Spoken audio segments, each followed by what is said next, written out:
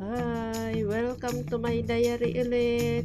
Maraming salamat sa inyo. Ang aking gagawin ngayon ay aalmusal. So, ito ang aking tinapay ngayon. Ang tawag dito, parang pandesal siya. So, tapos, lagyan ko ng konting butter. Kunti lang kasi hindi dahil masarap ang may butter lagyan na ng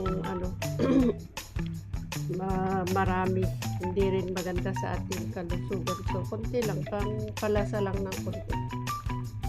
Tapos ayan, dahil nga sabi nila lahat ng sobra sa katawan ay hindi maganda. Sensya na po, maingay yung aking dryer, yung aking sampayan. So, ayan. Ang ating inumin ngayon ay green tea. Dahil nga uminom tayo ay kakain tayo ng may butter. So, mas maganda siguro kung green tea na lang kaysa yung kape. Pero, wala mang problema kung kape o tea. Basta ang mas maganda daw huwag isabay inumin, pero nakasanayan na kasi natin ng habang kumakain ng almusal, nagkakape o kung anong iniinom. Dapat daw at least mga 30 minutes bago uminom para daw yun ang mas best.